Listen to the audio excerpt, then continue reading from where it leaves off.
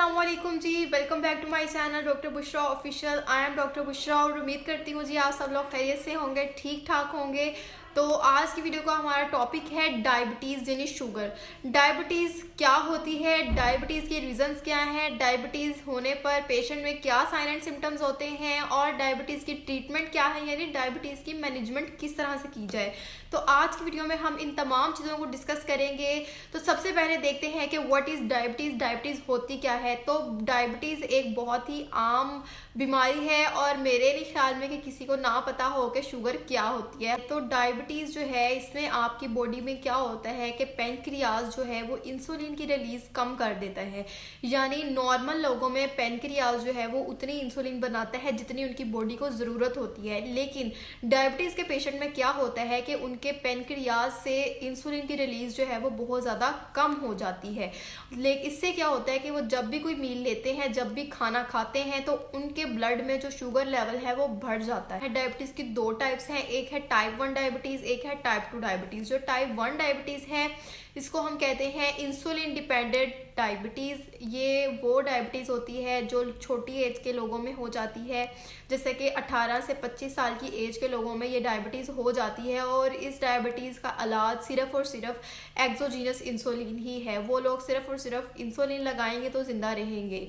और second type 2 जो है उस पर आज हमने कंप्लीट डिस्कस करना है कि टाइप 2 डायबिटीज़ मेलाइटस जो है, जो नॉन इंसुलिन डिपेंडेंट डायबिटीज़ है, यानी इसको इंसुलिन दिए बगैर भी हम मैनेज कर सकते हैं। इसको ओरल हाइपोग्लाइसेमिक एजेंट्स यानी मेडिसिन वगैरह दे के और डाइट वगैरह कंट्रोल करके भी इस टाइप की डायबिटीज़ को जो है वो हम कंट्रोल कर सकते हैं। और जो टाइप 2 डायबिटीज़ है ये ज़्यादा एज के लोगों में होती है, जैसे कि 45 ईयर्स 40 ईयर्स के लोगों में ये वाली डायबिटीज़ हो जाती है।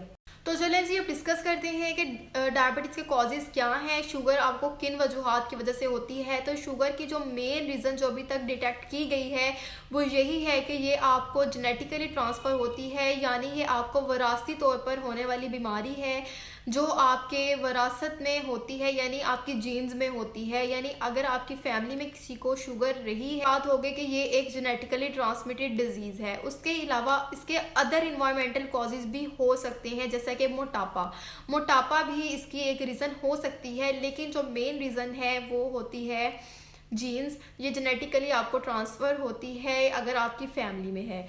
ये हो गए इसके कॉजेज़। अब आ जाते हैं सिम्टम्स के ऊपर, यानी डायबिटिक पेशेंट जो होता है उसमें क्या क्या इलामात ज़ाहिर होती हैं। तो सबसे पहले जो मेन इलामत है आपको डायबिटीज़ में वो ये होती है कि आपको फ्रीक्वेंट यूरिनेशन होती है। फ्रीक्वेंट यूरिनेशन का मतलब ये कि आपको बार बार यूरिन आता है, आप बार बार वॉशरूम जाते हैं। ख़ास तौर पर रात को सोते हुए आपको बार बार यूरिन आता है। जब आपकी ब्लड ग्लूकोज लेवल बढ़ा होता है तो वो आपका यूरिनेशन आपकी बहुत ज़्यादा हो जाती है। उसके अलावा आप कोई भी काम करते हैं, आप थक जाते हैं, बहुत जल्दी थकावट हो जाती है। उसके अलावा भूख का बहुत ज़्यादा लगना, उसके अलावा आपको बहुत ज़्यादा प्यास लगना, ये तमाम जो सिम्टम्स हैं ये इस तरफ इशारा करते हैं कि आपको डायबिटीज़ है। और फिर जब आप अपने डॉक्टर के पास जाते हैं, उसको ये सिम्टम्स बताते हैं, तो वो आपको टेस्ट बताता है कि आप अपना शुगर लेवल का टेस्ट करवाएं, ब्लड ग्लूकोज लेवल टेस्ट। तो वो दो तरह से होता है, एक आपका ब्लड के थ्रू होता है, एक आपका यूरिन टेस्ट होता है। तो उसमें अगर आपकी शुगर डिटेक्ट हो जाए तो इसका मतलब ये है कि आपको शुगर है। अब आ जाते हैं डायबिटीज़ की ट्रीटमेंट के ऊपर। तो डायबिटीज़ की एज सच कोई ऐसी ट्रीटमेंट नहीं है कि आपकी डायबिटीज़ जड़ से ख़त्म हो जाए। ये जड़ से ख़त्म होने वाली बीमारी नहीं है। इसको आप सिर्फ हैंडल कर सकते हैं, कंट्रोल कर सकते हैं, अपनी शुगर को मैनेज कर सकते हैं।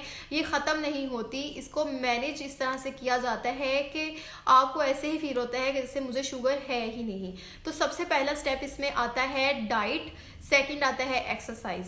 पहला स्टेप डाइट जो है उसको डिस्कस कर लेते हैं। डाइट में आपने अपने बहुत ज़्यादा परहेज़ करना होता है। आप बहुत से लोगों का यही मिसकॉन्सेप्शन रहता है कि मैंने बस मीठी चीज़ें नहीं खानी, जिस चीज़ में चीनी है वो नहीं खानी, बाकी रोटी चावल बर्गर पिज़्ज़े सब कुछ खा सकते हैं, मीठी चीज़ नहीं खानी। तो ये बहुत बड़ा मिसकॉन्सेप्शन है। ऐसा बिल्कुल भी नहीं सोचना। आपने वो चीज़ें अपने डाइट में से निकाल देनी है जिनमें बहुत ज़्यादा कार्बोहाइड्रेट्स होते हैं, क्योंकि कार्बोहाइड्रेट जो है वो ग्लूकोज की एक शक्ल होती है। और जब आप कार्बोहाइड्रेट्स यानी रोटी में कार्बोहाइड्रेट्स हैं, चावल में कार्बोहाइड्रेट्स हैं, जंक फूड में कार्बोहाइड्रेट्स हैं, उसके अलावा आप कोई भी ऐसी चीज़ यानी मैदे से या आटे से बनी हुई चीज़ खा रहे हैं तो उसमें कार्बोहाइड्रेट्स हैं और अब वो आपके ब्लड शुगर लेवल को बढ़ा देते हैं। तो ये आपका मिसकंसेप्शन है कि आपने मीठी चीज़ों को छोड़ना है, आपने उन चीज़ों को छोड़ना है जो बहुत ज़्यादा हाई कैलोरी फूड हैं, जिनमें हाई अमाउंट में कार्बोहाइड्रेट्स पाए जाते हैं, जैसा कि चावल हो गए, ठीक है, रोटी। घर की बनी हुई रोटी आपको कुछ नहीं कहती, घर की बनी हुई रोटी आप खा सकते हैं, दिन में एक बार आप अपने घर की बनी हुई रोटी खा लें, उससे शुगर का कुछ इतना ज़्यादा नहीं होता। लेकिन आपने ये जो बाहर की चीज़ें होती हैं जैसे कि नान हो गए, उसके अलावा बाहर की जंक फूड हो गया, वो चीज़ें जिनमें हाई कैलोरीज हैं, बहुत ज़्यादा ऑयली फूड्स हो गए, वो आपने अपनी लाइफ से स्किप करने हैं, ठीक है। और जो चीज़ें आपने खानी हैं वो ऐसी होनी चाहिए कि जिनमें बहुत ज़्यादा फाइबर हो, उसके अलावा उनमें प्रोटीन ज़्यादा हो और कार्ब्स बहुत ज़्यादा कम हो।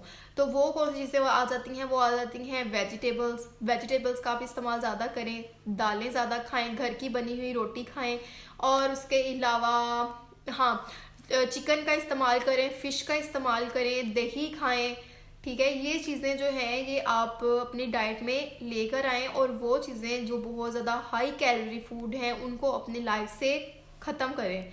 इससे आप अपनी शुगर लेवल को मैनेज कर सकते हैं। और दूसरी बात आ जाती है एक्सरसाइज। आपने अपनी लाइफ में एक्सरसाइज को लाजमी लेके आना है, क्योंकि एक्सरसाइज से आपका मेटाबॉलिज्म रेट जो है वो फास्ट होता है, आपका पेनक्रियाज जो है वो ज़रा इंसुलिन ज़्यादा बनाना स्टार्ट कर देता है, तो इससे भी आपकी शुगर की मैनेजमेंट हो जाती है। तो वो आपने क्या करना है, वॉक करनी है।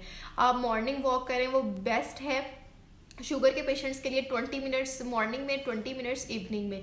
तो सुबह शाम 20-20 मिनट वॉक करें। आपने ब्रिस्क वॉकिंग करनी है, यानी तेज़ से चल के वॉक करनी है, चहलकदमी नहीं करनी, उससे कोई फ़र्क नहीं पड़ेगा। आपने तेज़ तेज़ वॉक करनी है ताकि आपका मेटाबॉलिज्म फास्ट हो, और इससे क्या होगा कि आप इससे भी अपनी शुगर को मैनेज कर सकते हैं। एक्सरसाइज से शुगर बहुत अच्छी तरह से आप मैनेज कर सकते हैं। अपनी डाइट को कंट्रोल करके अपनी लाइफ में एक्सरसाइज को लेकर आप अपनी डाइट मतलब शुगर को कंट्रोल कर सकते हैं। और सबसे आखिरी स्टेप जो डायबिटिक पेशेंट्स में आता है वो होती है मेडिकेशंस, यानी ऑरल हाइपोग्लाइसेमिक एजेंट्स। जो मेडिसिन आपको आपके डॉक्टर्स देते हैं वो आप यूज़ करते हैं। और बहुत से लोग ये कहते हैं जी हमने गोली खा ली है, बस अब हमारी शुगर कंट्रोल है, अब हम रोटी खाएं, चावल खाएं, जो मर्ज़ी खाएं, जो मर्ज़ी कुछ खाएं, हमारी शुगर कंट्रोल ही रहनी है। तो ये बहुत गलत है, मिसकंसेप्शन है। आपने गोली पर, मेडिसिन पर कभी भी डिपेंड नहीं करना, मेडिसिन पर रिलाई नहीं करना। आपने अपनी डाइट और एक्सरसाइज को ठीक रखना है, तभी आपकी शुगर कंट्रोल हो जाएगी, आपको मेडिसिन की भी ज़रूरत नहीं पड़ेगी। फिर भी अगर आप मेडिसिन का इस्तेमाल कर रहे हैं तो आपने बिल्कुल भी मेडिसिन के ऊपर रिलाई नहीं करना।